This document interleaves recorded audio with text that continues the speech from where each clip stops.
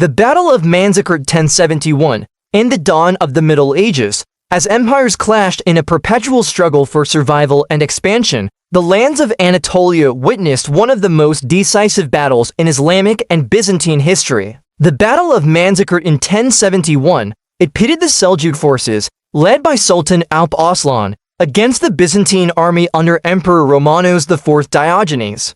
This battle marked a major turning point, not only for the region, but also for the course of civilizations on the global stage. The roots of the conflict trace back to the Seljuk expansion into the eastern territories of the Byzantine Empire. Turkic tribes under the Seljuk banner began moving westward, alarming Constantinople. Byzantium, weakened by internal strife and military disintegration after years of civil wars and succession struggles, became vulnerable to rising powers. Meanwhile, the Seljuks, led by Alp Arslan, were building a vast empire stretching from Central Asia to the frontiers of the Christian world, paving the way for the emergence of Islamic Turkic power in the region. When Romanos IV ascended the Byzantine throne, he was determined to reclaim lost territories and halt the Seljuk advance. He assembled a massive army from across the empire, including mercenaries and Armenian and Frankish units, hoping for a decisive victory to restore imperial prestige. However, this army, despite its numbers, suffered from internal divisions and conflicting loyalties, undermining its effectiveness on the battlefield. On the other hand, Alp Arslan was a shrewd and experienced leader, well aware of his enemy's weaknesses. He relied on flexible tactics and rapid warfare, leveraging the mobility of his Turkish horsemen. As the Byzantine army marched toward Manzikert, the Seljuks lay in wait, prepared for a battle where they were outnumbered but strategically superior. In the summer of 1071, the armies clashed near Manzikert on an open plain ideal for cavalry maneuvers. The Byzantines launched a fierce attack, overconfident in their numerical advantage. However, Alp Arslan's plan soon unfolded. He feigned retreat to lure the Byzantine forces deeper into the battlefield, then flanked them. The light Turkish cavalry outpaced Byzantium's heavily armored knights, allowing the Seljuks to encircle the enemy with ease. Crucially, the collapse of morale among some Byzantine units, particularly the mercenaries, swiftly turned the tide. When rumors spread that the emperor had been killed, many fled the battlefield, leaving Romanos IV isolated and ultimately captured. The Seljuks achieved a stunning, unprecedented victory. The consequences of Manzikert were profound. For the Byzantines, it marked the beginning of the end of their control over Anatolia, opening the door to further Turkish invasions. For the Seljuks, it was the first step toward establishing a powerful state in the region, later paving the way for the Ottoman Empire. On a global scale, the battle rendered the balance of power between East and West, proving that the Islamic world remained a formidable force. Manzikert was not merely a military encounter. It was a pivotal moment in history where the wills of leaders intersected, armies' strategies intertwined, and the destinies of nations shifted. Its legacy remains indelible, echoing through the annals of history to this day. Now let's get into the details. The year is 1071 AD and the place is Anatolia, a region caught between the rising power of the Seljuks and the waning might of the Byzantine Empire. The Seljuks, a nomadic Turkish tribe from Central Asia, had been marching west for decades, conquering vast swaths of land and posing a growing threat to the Eastern Roman or Byzantine Empire. The Byzantines, once masters of the Mediterranean world, have been weakened by years of civil wars and succession struggles. The empire's military power has been fragmented and the treasury is depleted. To make matters worse, internal strife continues to simmer. Amid this turmoil, a new player emerges on the scene, Romanos IV Diogenes, who ascends the imperial throne with the ambitious goal of restoring Byzantine greatness. He dreams of reuniting the fractured empire and driving back the Seljuk invaders. But standing in his way is Alp Arslan, the charismatic and battle-hardened Sultan of the Seljuks. Under his leadership, the Turks have formed a formidable empire stretching from the Persian Gulf to the Byzantine border. And he is eager to add the remaining Byzantine territories in Anatolia to his domain. As both leaders prepare for war, the stage is set for a clash of civilizations, a confrontation that will determine the fate of Anatolia and send shockwaves across the medieval world. Now, let's meet our leaders. First, we have Romanos IV Diogenes, the Byzantine Emperor. Born in 1032 AD, Romanos was a general of humble origins who clawed his way to the imperial throne through sheer force of will and military prowess. A skilled strategist and tactician, he was renowned for his bravery in battle and his ability to inspire his troops. However, his path to power was fraught with peril and intrigue. He survived multiple assassination attempts, endured exile, and even faced his own brother in battle. Now, finally ascending to the throne, he faces the daunting task of restoring the empire's shattered unity and confronting external threats. Despite his limitations, namely his lack of administrative skills and his tendency to micromanage, he was determined to defend the empire's honor and reclaim its lost glory. His dream of reuniting the Byzantine world and repelling the Seljuks would ultimately be cut short at the Battle of Manzikert. Then we have Alp Arslan, the Seljuk Sultan.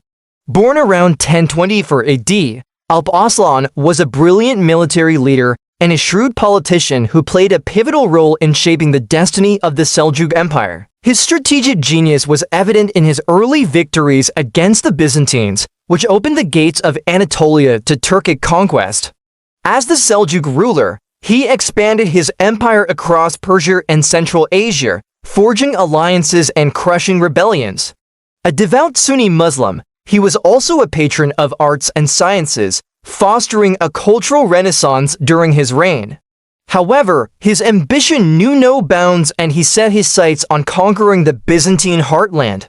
The Battle of Manzikert would be the culmination of his military career and a testament to his strategic brilliance. Now, let's dive into the battle itself. The year is 1071 AD and the armies of the Byzantine Empire and the Seljuk Sultanate are poised for a showdown at the Battle of Manzikert. The Byzantines, led by Emperor Romanos IV Diogenes, are a force to be reckoned with, boasting a massive army of around 60,000 men. Their ranks include seasoned veterans, elite cavalry, and a contingent of Western European mercenaries. However, internal divisions and conflicting loyalties threaten to undermine their military superiority. The Seljuks, on the other hand, led by the brilliant Alp Arslan, are outnumbered but undeterred. Their smaller army of 30,000 men is composed of light cavalry archers and infantry armed with swords and spears. Despite their numerical disadvantage, the Seljuks are confident in their abilities and eager to prove themselves against the mighty Byzantine army. As the two armies clash on the sun-drenched fields near Manzikert, the battle rages. The Byzantines, with their heavy armor and shields, form a solid phalanx, deflecting the initial onslaught of the Seljuk cavalry. But as the battle drags on, the Seljuk archers begin to take their toll, weakening the Byzantine ranks. Romanos, desperate to break the deadlock, orders his elite cavalry to charge forward. However, they soon find themselves trapped by the nimble Seljuk horsemen who surround them and unleash a deadly volley of arrows. With their numbers dwindling and their morale plummeting, the Byzantines begin to lose their grip on the battlefield. Romanos, in a last-ditch effort to save his army, rallies his remaining troops and leads a desperate counterattack. But it's too little, too late. The Seljuks, with their superior numbers and strategic brilliance, are victorious. With the battle won, Alp Arslan turns his attention to the defeated emperor. Romanos, wounded and exhausted, is taken captive, marking a humiliating defeat for the Byzantine Empire. In the aftermath of the battle, the Seljuks consolidate their victory, seizing control of vast territories in Anatolia and laying the groundwork for the establishment of their own sultanate. The Byzantines, on the other hand, are left reeling from the loss, which accelerates the decline of the empire and paves the way for the rise of the Ottoman Empire. The Battle of Manzikert goes down in history as a turning point in medieval history, forever altering the balance of power between East and West. So of course, the first thing I have to say is yes, there are many movies about the Battle of Manzikert, but this is not what this video is about. I don't know if it's something about me personally, but I find myself being able to enjoy movies more when they are based on real events. This could be because I have knowledge about said events and I can predict what is going to happen next. Or I just like trying to spot anachronisms and other inaccuracies. Anyway, so today, we will discuss how accurate some of the historical movies I've watched actually are. But I want to focus on one battle specifically, the Battle of Manzikert in 1071. This was a battle fought between the Byzantine Empire and the newly rising Seljuk state, and it would mark the beginning of the end for the Byzantine rule in Anatolia and effectively end the Anatolian Greek theme, allowing more Turkic peoples to migrate into the region. The issue is that the Battle of Manzikert is complicated, even in the broadest sense. There are a lot of different political players, military units, technologies, strategies, and overall details that need to be accounted for in order to make a good historical film. So let us talk about what exactly a film would have to do in order to get the Battle of Manzikert right. When speaking of the accuracy of historical films, I always think it is best to start a few years before the battle itself and talk about the general situation of the period. In the case of Manzikert, this means speaking about the state of the Byzantine Empire during the reign of Romanos Diogenes, also called Romanos IV. The film would have to show a portrayal of the internal strife that plagued the empire at the time. As I mentioned earlier, the empire was weak and the military had been drained due to constant campaigning on various fronts, allowing for neighboring states to become stronger, like the Kingdom of Georgia under Bagrat III and the aforementioned Seljuk state under Alp Arslan. Internal conflict and division amongst the nobility also contributed to the weakening of the imperial authority, and this is something the film would need to demonstrate. Additionally, it'd be nice to see an explanation of how the Byzantine army worked, specifically the thematic system implemented by Emperor Leo VI in the 6th century. The military reforms of Leo reorganized the Byzantine army into thematic divisions composed of local levies who owed service to the central government. These themes were semi-independent administrative districts throughout the empire that were required to supply troops when called upon. Each theme was commanded by a strategos, a military governor appointed by the emperor. While the thematic system had been successful for decades, the reality was that by the 11th century, many of the thematic units were ill-equipped and insufficiently trained, which would have an impact on their performance on the battlefield. But we cannot talk about the Byzantines without mentioning their enemies in this war, the Seljuks. And in order for the film to be historically accurate, they would need to display the nomadic character of these people. The Seljuks were originally August Turkic tribes who began migrating westwards from Central Asia towards the Middle East and Anatolia in the 10th century. They were known for their cavalry skills and preferred to use light armor and mobile fortifications. This was very different from the heavily armored infantry and set-piece battle tactics favored by the Byzantines. This difference in mentality would play a huge role in the battle itself, as we shall see later. So after all of this background information has been adequately addressed, we can finally move on to the battle itself. And this is where things become very tricky. The reason why I say this is that the battle has been portrayed very differently across various historical sources. The earliest and most detailed account of the battle comes from the Muslim historian al-Muqaddasi, who wrote a few decades after the battle took place. In his text, he describes the battle as taking place in open terrain where the Turks decisively defeated the Byzantines. Other Muslim historians, such as Ibn al-Asir, who wrote a comprehensive universal history in the 12th century, tend to corroborate this account. However, Byzantine historians have a slightly different version of events. Michael Attalius, who wrote a history of the First Crusaders, mentions that the Byzantines lost the battle because of internal discord among the generals and civil strife, a common refrain in Byzantine historiography. Another Byzantine source, Anaconine, who lived a few generations after the battle, gives a similar account, although she puts more of the blame on Emperor Romanos for his poor decisions on the battlefield. In order to get this battle right, a film would have to decide which version of the battle to go with, or maybe try to present a combination of both. If the film decides to go with the Muslim sources, then it would probably make sense to exaggerate the role of Alp Arslan and downplay that of Romanos, perhaps showing him as a competent but unlucky commander who made bad decisions due to outside pressures. If the film wants to follow the Byzantine sources, then it could focus on the theme of internal strife and show Romanos as incompetent and power-hungry, which he certainly was.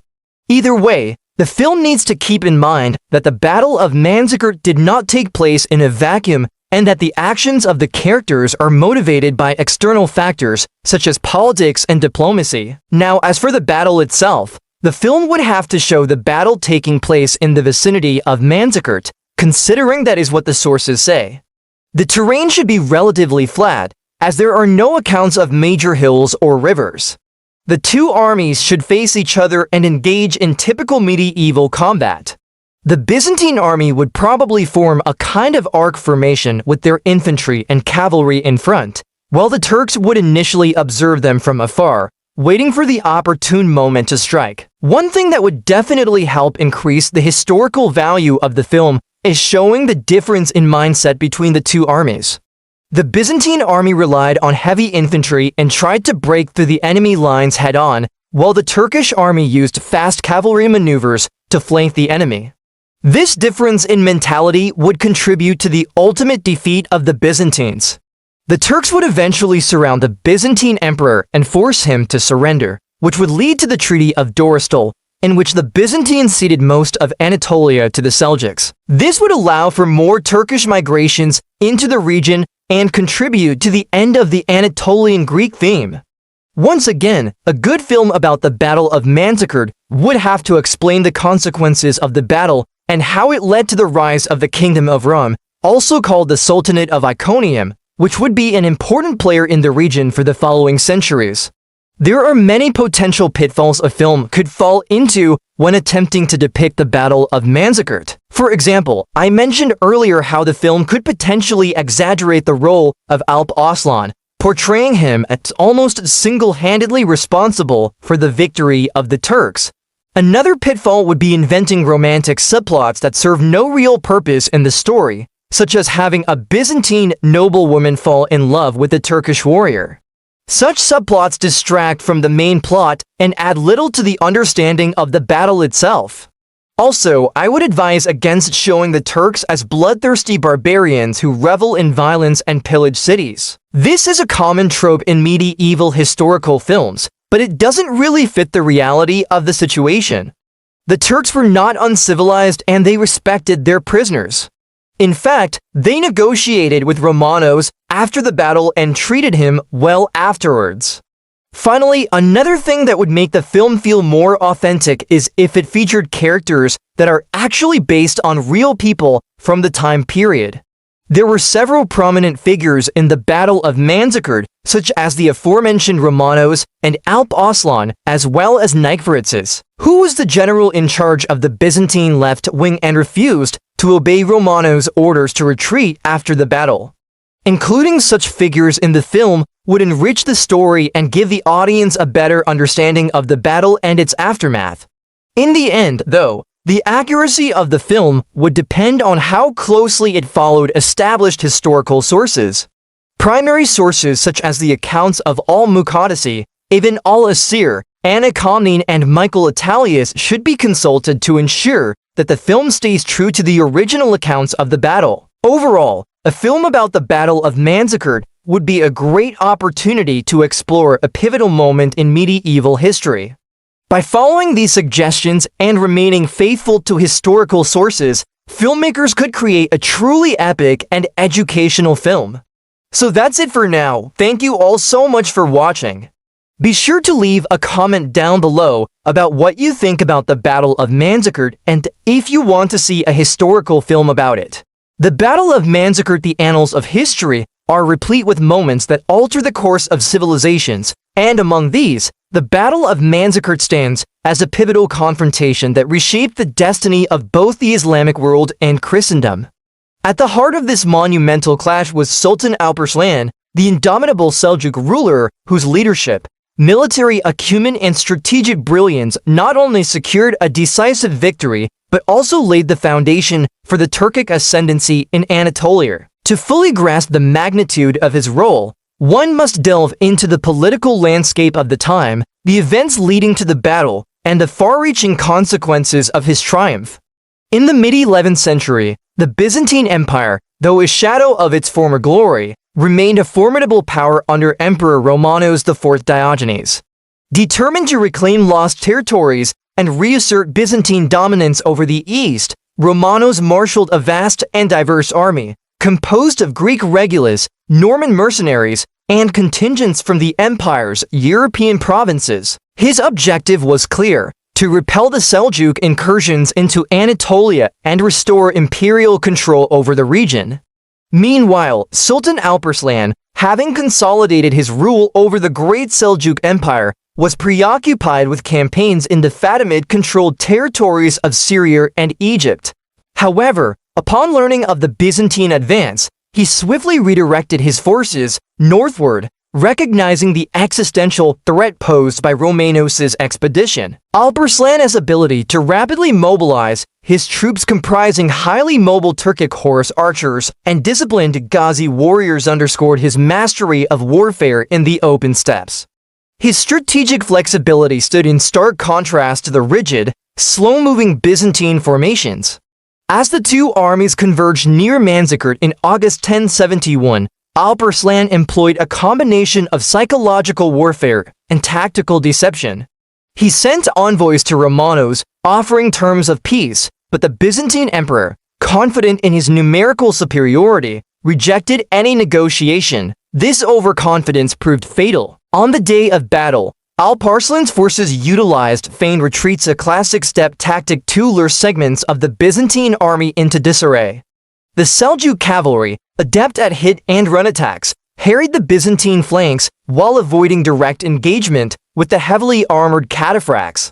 The turning point came when Andronikos Doukas, a rival Byzantine general, deliberately withdrew his troops, sowing panic and confusion within Romanos' ranks.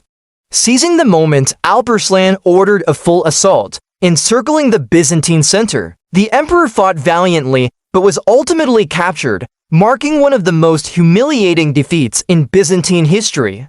Alp Arslan's magnanimity and victory further cemented his legacy. Rather than executing or imprisoning Romanos, he treated him with respect, releasing him after securing favorable terms. However, the political fallout in Constantinople was catastrophic. Romanos was deposed and blinded, plunging the empire into civil strife. The Battle of Manzikert was more than a military triumph. It was the catalyst for the Turkification of Anatolia. With Byzantine authority crumbling, Seljuk clans and Turkmen tribes poured into the region, gradually transforming its demographic and cultural fabric. This paved the way for the eventual rise of the Ottoman Empire centuries later. Sultan Alp Arslan's leadership at Manzikert exemplified his visionary statecraft. His victory did not merely secure territorial gains. It altered the geopolitical axis between Islam and Christendom, ensuring his place among history's most consequential commanders. The echoes of Manzikert reverberate through time, a testament to the enduring impact of a single battle under the command of a legendary sultan. In the unfolding drama of the 11th century, the stage was set for an epic clash of civilizations at the Battle of Manzikert. Amidst this historical tumult, the enigmatic figure of Sultan Alp Arslan emerges as a pivotal player, his strategic brilliance and leadership prowess forever etching his name in the annals of history. Alp Arslan, meaning the strong and brave in Turkish, was born around 1028 into the turbulent world of the Seljuk Empire, a realm where nomadic Turkic traditions collided with the rich cultural tapestry of Persia. His lineage traced back to Seljuk Beg, a chieftain who had carved out a domain in the vast expanse of Central Asia. By the time Alp Arslan ascended to the throne around 1063, the Seljuk realm had evolved into a formidable force, bridging the divides between East and West, between the steppes and the cities. Upon ascending the throne, Alp Arslan inherited an empire on the cusp of transformation. His predecessors had laid the groundwork, establishing military infrastructure and administrative institutions that would serve as cornerstones during his reign. Yet it was Alp Arslan who truly harnessed their potential, steering the Seljuks towards their zenith of power and influence. The first chapters of Alp Arslan's reign were marked by consolidation. He fortified borders, quelled internal rebellions, and forged alliances that extended from the Arabian Peninsula to the edges of Persia. His efforts culminated in the subjugation of the rebellious state of Kerman, an achievement that not only showcased his military prowess, but also signaled his ambition to reshape the political map of the region. However, it was his foray into Anatolia, the strategic bridge between Europe and Asia, that would indelibly mark Alp Arslan's legacy. The Byzantines, weakened yet tenacious, resisted the Seljuk incursions, providing a stiff challenge to Alp Arslan's ambitions, but the Sultan's vision was unwavering. He recognized the economic and strategic potential of Anatolia, dreaming of a realm that would connect the trade routes of the East with the military might of the West. The clash of civilizations reached its crescendo during the historic Battle of Manzikert in 1071. Here, amidst the thundering of hooves and the clash of steel, Alp Arslan's strategic brilliance shone. By employing feigned retreats and exploiting Byzantine overconfidence, he orchestrated a resounding victory that shattered the Eastern Roman Empire and irrevocably altered the course of history. The aftermath of Manzikert was nothing short of seismic. The defeat exposed the fragility of the Byzantine defenses, opening the floodgates for Turkic migrations into Anatolia. It was a demographic shift that would have profound consequences, laying the groundwork for the eventual rise of the Ottoman Empire. Yet, despite his martial triumphs, Alp Arslan's legacy is not solely defined by conquest. His patronage of arts and sciences, particularly in the sphere of architecture, left an indelible mark on the cultural landscape. The Great Mosque of Isfahan, with its majestic grandeur, stands as a testament to his aesthetic sensibilities and his contribution to the architectural heritage of Islam. Moreover, Alp Arslan's commitment to justice and his reputation for fairness, even towards his vanquished foes, earned him respect and admiration across civilizations. His magnanimity towards Romanos Diogenes, the deposed Byzantine emperor, exemplified his noble character and strategic vision. Though Alp Arslan's reign was abruptly ended by his untimely demise in 1086, likely due to complications from injuries sustained in battle, his contributions reverberated far beyond his mortal coil. The seeds he planted in Anatolia blossomed into the flourishing centers of Bursa and Istanbul, which became cradles of Ottoman culture and power. In the tapestry of history, Alp Arslan's threads are interwoven with those of legendary figures like Timur and Genghis Khan, men who, like him, reshaped the contours of empires and civilizations. Yet, unlike many of his contemporaries, Alp Arslan's story remains relatively obscure. Perhaps this is partly due to the ethno-religious biases of record keepers and the echoes of historical narratives that often favor the victors. As we navigate the labyrinthine corridors of history, the story of Sultan Alp Arslan emerges as a beacon of curiosity and intrigue. Why has the memory of this iconic ruler been eclipsed by the sands of time? What narratives have been overshadowed by the triumphant accounts of his adversaries? And how does understanding Alp Arslan's life and legacy enrich our comprehension of the broader historical canvas? To unravel these mysteries, we embark on a journey through the annals of history, seeking to unearth the forgotten chapters that tell the tale of Sultan Alp Arslan. Our quest leads us to the heart of the Seljuk Empire, where we explore the socio-political dynamics that shaped Alp Arslan's worldview and strategic vision. We examine the intricate interplay of nomadic traditions and urban influences, artistic expressions, and military innovations that defined the era in which he lived. Through this exploration, we aim to shed light on the multifaceted personality of Sultan Alp Arslan, the warrior king who led his armies to victory on the battlefield and a patron of arts and architecture whose vision enriched the cultural landscape of his time. Moreover, we venture into the geopolitical arena to analyze the factors that contributed to the decline of the Byzantine Empire and the rise of the Seljuks. We delve into the dynamics of the First Crusade, examining how Alp Arslan's legacy intersected with the ambitions of European Christendom and the broader context of medieval expansionism. Furthermore, we confront the ethno-religious biases that have colored historical narratives, exploring how the stories of rulers like Alp Arslan have been overshadowed or distorted by the dominant powers of their time. Through this critical lens, we seek to recover the agency and accomplishments of non-European leaders, acknowledging their significant contributions to world history. In doing so, we hope to inspire a more inclusive and nuanced understanding of the past, one that celebrates the diversity of human experiences and the achievements of civilizations across the globe. The life and legacy of Sultan Alp Arslan stand as a testament to the complexities of history and the importance of inclusive storytelling. His story challenges us to confront biases, appreciate cultural diversity, and recognize the contributions of often overlooked civilizations. By shedding light on the Seljuk Empire and the achievements of Alp Arslan, we enrich our understanding of the medieval world and the forces that shaped our modern global society.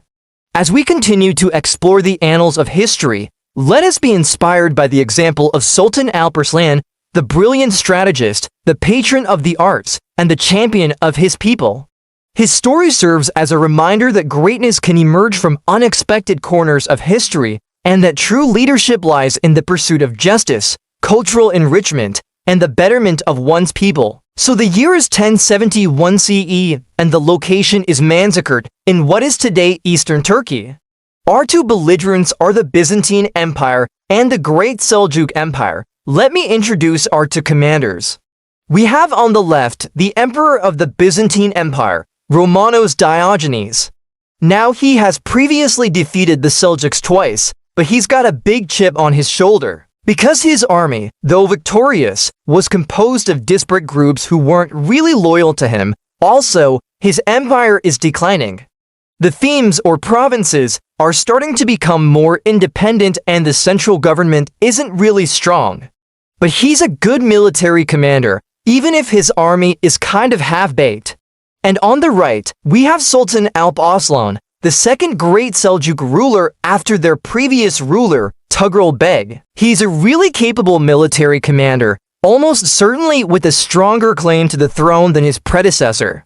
And unlike Tughluq, he's recognized by the Abbasid Caliphate as the ruler of all the Turksmen. And both sides have claims to land in Anatolia, or as the Byzantines call it, Asia Minor. The Byzantines are calling it Asia Minor because the Greeks thought the earth was flat and that the sea went around the edges of it. And since Constantinople was in Europe, they thought this other landmass was Asia. We know better now. It's the same landmass, but it's still Asia Minor in English. Anyway, the Seljuks came originally from Central Asia and conquered Persia and moved into Anatolia. Then the Byzantines took advantage of an internal succession crisis and recaptured some of those cities. And now they've gone too far and Alp Arslan is going to teach them a lesson. Okay, so we've got all that backstory out of the way. How does the battle actually go? Well, not well for the Byzantines. Romanos is leading his army east after subduing rebellions in the west. He's heading towards the city of Manzikert, and there he will face Alp Arslan. The Byzantine army is huge, 30,000 strong, while the Seljuks are supposedly only 8,000 men. But like I said, Romanos' army is motley. There are units of the Imperial Guard, yes, but there are also mercenaries, poorly trained levies, and units from those recently subdued rebellions. Oh, and they are super confident, and that last part is really important. Like they think this is gonna be a cakewalk. Alp Arslan is up against a much larger force, but he has some tricks up his sleeve. His army is light and fast, perfect for hit and run tactics, and he'll need every advantage he can get. And so the battle begins. First off, the cavalry on both sides rushes forward and the fighting is pretty equal until the Seljuks pretend to retreat. Now that is a trick that happens a lot in Asian warfare. You lure your enemy out by feigning a retreat. And as soon as they leave their formation, your flanking units attack them. And sure enough, the Byzantine cavalry breaks formation and pursues the retreating Turks, But they're not going to find any mercy there. The Seljuk cavalry was faster and more maneuverable, and they just tear the Byzantines to pieces. Now back at the main battle, the Seljuks brought up their infantry, which was armed with axes and maces, and these smashed through the loose Byzantine infantry and made it to the center of the imperial army, where guess who was standing? That's right, Emperor Romanos. Now, things aren't looking too hot for him. His cavalry has been demolished on the flanks. His infantry is getting hacked to pieces and his troops are terrified. So what does he do? He runs away. Yes, the emperor ditches his men and runs to his horse. He has no choice because the men who aren't dead already are getting killed, but even then, he can't escape. One of his generals, Andronicus Doukas, sees him running away and thinks, oh, maybe I can make a play for the throne. And so he seizes the emperor and delivers him to the Seljuks. Romanos is taken to Alp Arslan, and the two meet in kind of a weird way. Alp Arslan wasn't actually looking to capture the emperor. He didn't even realize that that was who he had. When they finally figured out who the guy was, Alp Arslan decided to humiliate him. He chained Romanos to a horse like a horse, put a bridle in his mouth and whipped him. He pulled the Turks' chariot. After the humiliation, he imprisoned Romanos, but the emperor was able to negotiate favorable terms and secure his release. His ransom was incredibly high, totaling 16 tons of gold. Plus, he had to march back to Constantinople under a white flag with 2,000 soldiers guarding him. Now, normally the Byzantines would have exacted revenge for this humiliation, but Romanos was a lame duck emperor, and he died in 1072, and the next emperor wouldn't come to power until 1081. So the Byzantine Empire was in a kind of interregnum, and nobody wanted to risk starting a war with the Turks, so everyone just kind of chilled for a little bit. Okay, so what was the result of this battle? Well, it was an unmitigated disaster for the Byzantines. Manzikert shattered whatever was left of their prestige in the east, and it paved the way for full-on conquest of Anatolia by the Seljuks. It was probably the most humiliating defeat in Byzantine history. But the interesting thing is that it wasn't decisive. It wasn't like the Mongols wiped out the Song dynasty after the Battle of the Kalin. The Byzantines weren't destroyed, but they never really recovered either. So why does this battle matter? It matters first off because it changed the political map of the Middle East forever. The Byzantines weren't able to stop the Turks, not militarily or politically. And the political situation of the Middle East would never be the same. But also because it was a major step in the creation of Turkish national consciousness. The Battle of Manzikert is still celebrated in Turkey. They have a state holiday commemorating it, and they consider it to be the founding of their nation.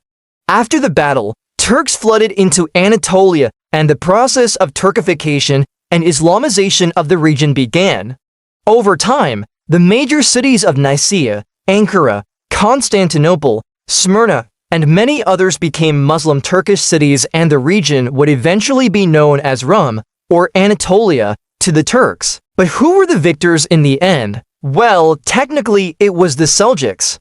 They won the battle and they established dominance in Anatolia. But it really depends on how you define victory. Because if we look at the long term, it seems like the real winner was neither side. Nobody really accomplished any lasting objectives. No territory was gained, and it seemed like the best-case scenario for both sides was restoring the status quo. But sometimes victories aren't about accomplishing objectives. Sometimes they're about inflicting maximum damage on the enemy. And in that respect, the Byzantines definitely achieved victory. After Manzikert, they were never again able to project power eastward, and they lost access to their best source of revenue, soldiers, and agricultural production. Also, Romanos, the man responsible for stopping the Seljuks, was dead. So in the short term, the Seljuks won the battle, but in the long term, the Byzantines won the war.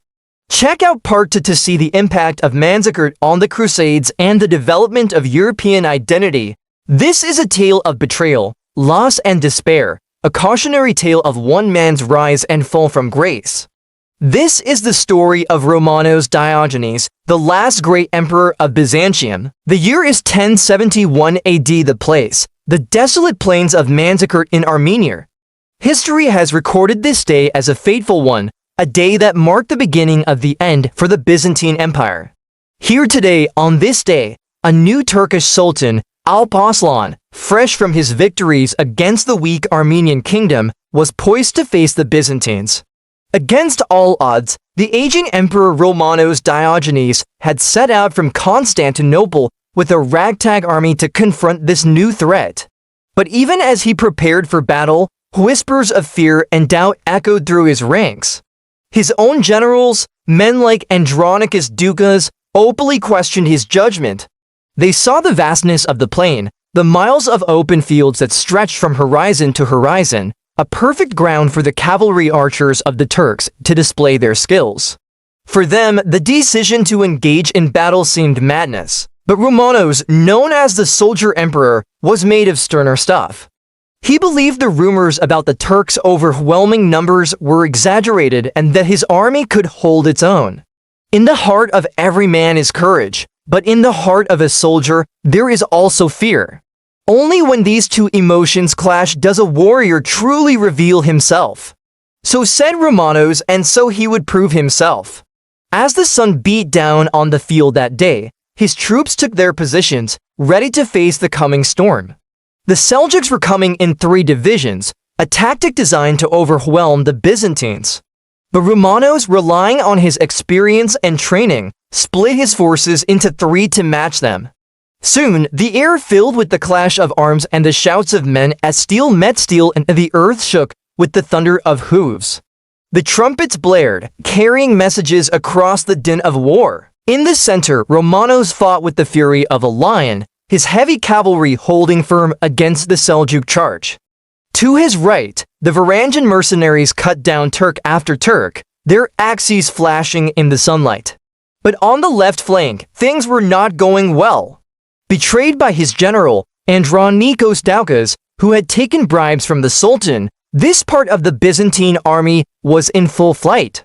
Seeing his forces falter, Romanos knew he had to act fast. Leaving the protection of the center, he rode to the left flank, hoping to rally his men. But as he did, a stray arrow found its mark, striking him in the neck. Though wounded, his resolve did not waver. Blinded in one eye and with blood pouring down his armor, he continued to fight. Yet even a lion wounded and alone can only fight for so long. Despite his valiant efforts, Romanos' army was defeated. His men either killed or scattered. He himself was captured. Thus ended the Battle of Manzikert, and with it, the Byzantine Empire would never be the same again. Now, if you've watched the movie, you know how the story goes. The aging Emperor Romanos Diogenes, blinded and paraded through the streets of Baghdad, then forced to drink from a golden goblet, a humiliating trophy of his defeat. This scene is a stark reminder of the price of defeat in medieval warfare. To be taken prisoner wasn't just a setback in the fight, it was a public spectacle, a humiliation meant to break the spirit of not just the emperor, but of the entire empire. It was a show of dominance, a message to any potential rivals. Don't challenge the Seljuks like Romanos did, lest you suffer the same fate. But what did history really record about Romanos? What was his story? How did his fall compare to what the movie showed us? Well, let's begin at the beginning. Born in Constantinople around 1039 AD, Romanos Leo Diogenes came from humble beginnings. His father, Constantine Diogenes, was a lowly secretary, a scribe working in the imperial chancery. But ambition knows no bounds, and Romanos, even from a young age, was ambitious, perhaps to a fault. Educated in the classics and the arts of statecraft, he was determined to carve out a niche for himself in the world. He entered the imperial court as a secretary and climbed the ranks steadily, thanks to his intelligence and his ability to navigate the Byzantine bureaucracy. However, his rise was not without its hurdles. In 1067, he was briefly exiled from the empire for a conspiracy, a testament to the turbulent times in which he lived. But exile did not diminish his ambitions, it hardened them. In 1068, the imperial throne was vacant and the empire was in chaos. Michael VII Stratiotis, the incumbent emperor, had died childless, leaving the succession in doubt. Amidst this power vacuum, Romanos returned to Constantinople. He seized the opportunity, married the widowed Empress Eudokia Macrombolitissa, and ascended to the throne. Thus began the reign of Romanos Diogenes, an era that would be marked by struggle, loss, and ultimately tragedy. He inherited an empire on the brink. External threats loomed large. The Seljuks under Alp Arslan were a growing menace to the east, while in the west, the Normans under Robert Guiscard threatened the southern Italian possessions of the Byzantine Empire. Internally, the empire was divided, weakened by decades of strife and factionalism, but amidst this gloom, hope flickered. Romanos was not daunted by the challenges before him. Instead, he rose to the occasion. Aware of the empire's precarious state, he immediately set about the task of reform. He reorganized the army, reformed the tax system, and reached out to the Pope to mend the rift between the Eastern and Western churches. He was a true Renaissance man, a leader who understood that to protect his empire, he needed to address both the visible wounds and the hidden rot within. His goal was clear: restore the glory of Byzantium. However, fate had a cruel sense of irony. Just as Romanos was stabilizing the empire, a messenger arrived from the east with news that shook him to his core. The Seljuks had crossed into Byzantine Armenia and were making rapid gains. Faced with this imminent threat, Romanos knew he had to act swiftly. He assembled an army and marched to meet the Seljuk threat. And here we come to the Battle of Manzikert itself, an event that the movie portrays as almost entirely the emperor's fault. Now, according to historians like John Julius Norwich, Romanos did make some tactical errors. He underestimated his opponent, and he was slow to react to the changing situation on the battlefield. But to say that the disaster was solely his fault would be an oversimplification. The truth is, Manzikert was a convergence of many factors. Romanos' miscalculations played a part, yes, but so did the treason of his general, Andronicus Ducas, and the lack of support from Constantinople. When the news of the battle reached the capital, the citizens, instead of sending reinforcements, focused on saving the emperor's wife and son, who were on their way to Manzikert. It was as if they believed that if the emperor lost, his family could still win. But in war, there are no guarantees, only outcomes. The aftermath of Manzikert was indeed grim. The empire's defeat was catastrophic, opening the door for the Seljuks to advance deeper into Anatolia. Romanos himself was captured and treated with disdain. But the extent of his humiliation is where history diverges from Hollywood. While the movie shows Romanos being forced to drink from a golden goblet, a symbolic representation of his submission, historical accounts don't offer such lurid details. What is known is that he was held captive for 2 years, first in a dungeon in Baghdad and later in a more comfortable residence in the city of Aglat. There he was treated well, given fine clothes and food, and even allowed some luxuries. The Byzantines paid a hefty ransom, 100,000 gold pieces, and Romanos was eventually released in 1073. His return to Constantinople was far from triumphant. The empire was in ruins and his authority was challenged by his brother, Andronikos Komnenos. After a brief period of co-rule, Romanos' health, already compromised by his time in captivity, gave way and he died in 1078. He was buried in the Church of the Holy Apostles in Constantinople, a far cry from the grand funeral one might expect for a fallen emperor. So what can we make of Romanos IV Diogenes, the soldier emperor who dared to stand against the tide but ultimately lost? Was he a foolhardy leader or a tragic hero? Well, the answer, like most things in history, is a mixture of both. He was a product of his time, a Byzantine emperor who had studied the classics, understood the arts of statecraft, and believed he could restore his empire to its former glory. But he was also a man of action, a soldier who got on a horse and charged into battle alongside his men. At Manzikert, he displayed courage and determination, but his strategic acumen was not enough to overcome the web of challenges he faced. Looking back, we can point to his mistakes, the blind spots that led to the empire's defeat. But we must also acknowledge the larger forces at play, the internal strife, the shifting alliances, and the sheer weight of numbers that the Byzantines faced. The Battle of Manzikert was a turning point in history, a defeat that had profound consequences for the Byzantine Empire. It marked the beginning of the end, a slow decline that would lead to the empire's fall centuries later, but it was not the end of the story. From the ashes of defeat, new heroes would rise, men like Alexios Komnenos, who would go on to win victories that became the stuff of legend. The story of Byzantium was far from over. There were more battles to be fought, more empires to be challenged, and more legends to be made. In the heart of Anatolia, amidst the rolling hills near the river Manzikert, a battle unfolded in 1071 that would send shockwaves across the medieval world. It was a clash between two rising powers, the Byzantine Empire and the Seljuk Turks, and it was a battle that would alter the religious, cultural, and political map of the Near East forever. But this wasn't your average medieval slugfest. It was a confrontation that would leave an indelible mark on history, and it all came down to the man at the helm of the Turkish forces, Sultan Alp Arslan. Now, let me tell you, this guy wasn't just some run-of-the-mill warlord. He was a brilliant strategist, a fierce fighter, and a charismatic leader. And if you want to know why, just stick around and get ready to witness how Alp Arslan turned the tide of battle with his tactical brilliance. Before we dive into the details, here's something you need to understand. We're not just talking about a minor skirmish here. We're talking about a pivotal moment that marked the beginning of the end for the Byzantine Empire and paved the way for the rise of the Seljuks and eventually the Ottomans. So get ready to explore a battle that was more than just a clash of armies. It was a clash of civilizations, so let's paint the picture.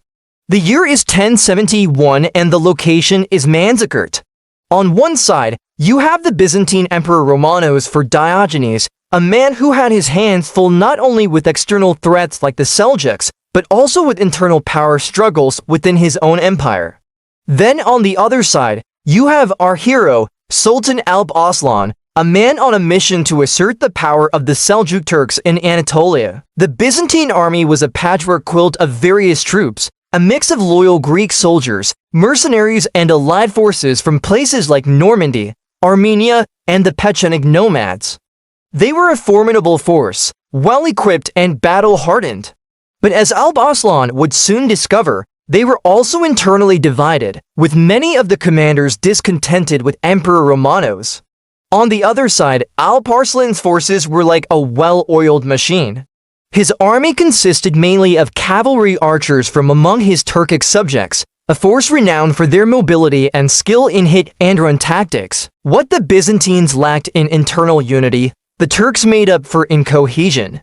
They were a force to be reckoned with, united under Alp Arslan's banner and ready to unleash their fury on the unsuspecting Byzantines. When the two armies met on that fateful day, it was clear that this was no ordinary battle.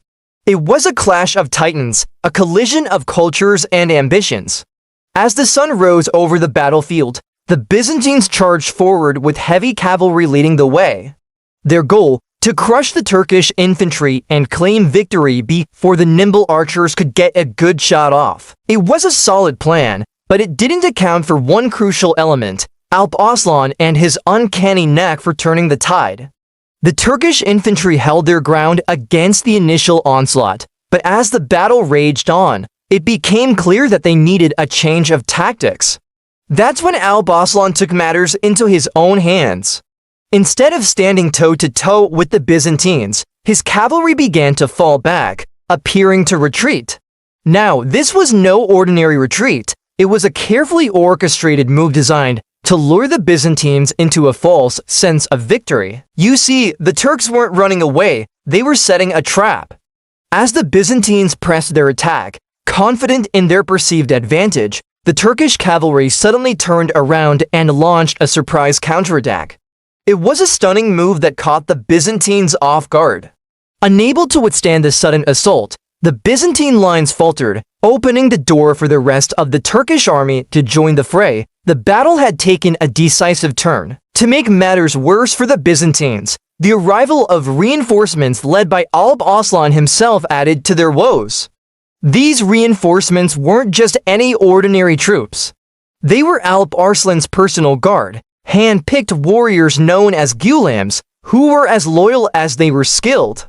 With their arrival, the balance of power tipped heavily in favor of the Turks. As the fighting intensified, news spread through the ranks of a chilling development. Emperor Romanos had been captured. This unexpected turn of events sent ripples of panic through the Byzantine troops, shaking their morale and resolve. With their emperor in enemy hands, many of the Byzantine soldiers began to lose faith in their leadership and falter in their duty. The situation was dire. Meanwhile, Alp Arslan's forces were energized by the capture of the emperor. The news served as a rallying cry, uniting them even further and boosting their morale to new heights. The very mention of their emperor's capture ignited a fervor within the Turkish ranks, turning their determination into an unstoppable force. As the battle reached its climax, the fate of the empire hung in the balance. The Seljuks, riding high on the wave of momentum, were eager to claim victory. On the other side, the Byzantines, demoralized and leaderless, were on the brink of defeat. The odds were stacked against them, and the outcome seemed all but certain. But in the midst of this chaos, a remarkable story unfolded. Amidst the dust and clamor of the battlefield, Alp Arslan made a decision that would echo through history. Despite having his enemies on the run, he chose not to press his advantage and seek total annihilation. Instead, he called for restraint, urging his troops to hold back and show mercy. It was a surprising move that belied his fierce reputation and set him apart from many of his contemporaries. This decision wasn't just a display of magnanimity.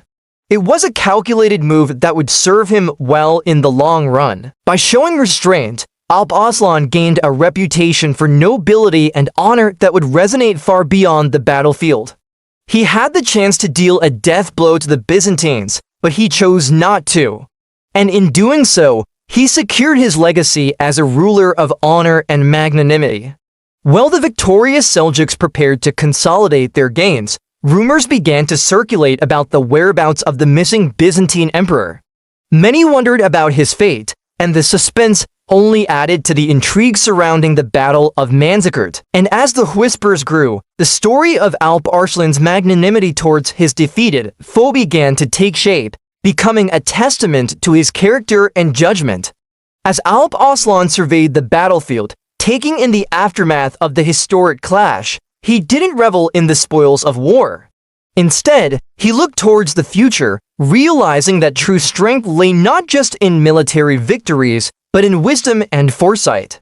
As for Romanos, Alp Arslan decided to treat him not as a vanquished emperor, but as a respected guest. When news of this treatment reached the Byzantine court, it only amplified the legend of Alp Arslan. His opponents now saw him not just as a fierce warrior, but as a leader of honor, someone who commanded respect even from his enemies. And that, my friends, is what sets Alp Arslan apart. He wasn't just a conqueror, he was a visionary leader who understood the value of honor, strategy, and looking beyond the immediate battlefield. Now, you might be wondering what all this means in the grand scheme of things. Well, let me tell you, the Battle of Manzikert and Alp Arslan's role in it was a turning point in history. It marked the beginning of the end for the Byzantine Empire and the start of a new era in Anatolia. With the Seljuk Turks firmly established in the region, thanks to Alp Arslan's strategic brilliance, the cultural and religious landscape of Anatolia would never be the same. The seeds of multiculturalism were sown, setting the stage for the rich tapestry of cultures that would define the region for centuries to come. But remember, history doesn't happen in a vacuum. The Battle of Manzikert was not just a clash of armies, it was a product of the times. The internal strife within the Byzantine Empire and the rise of ambitious powers like the Seljuks were all part of a larger story, a story of empires on the rise and fall, of shifting power dynamics and evolving cultures. So when you think about Alp Arslan and his legendary battle, consider the forces that shaped him, the challenges he overcame, and the decisions he made that left an indelible mark on history. He wasn't just a product of his time, he was a force that helped shape it. And that, my friends, is the essence of Alp Arslan, a leader who rose to the challenges of his time, leaving behind a legacy that continues to inspire and intrigue us even today. As the dust settled on the battlefield of Manzikert, one thing became clear: the face of the medieval world had been altered forever. The battle wasn't just a clash of arms, it was a clash of civilizations. And at the heart of it all stood Sultan Alp Arslan, a warrior, a leader, and a legend. His story is a reminder that history is shaped not just by brute force, but by strategy, courage, and the choices we make in the heat of the moment. If you enjoyed this journey through time and would like to explore more historical tales, don't forget to stay tuned for more updates. Thanks for joining us on this episode of Meet the Conquerors. Until next time, keep conquering your day.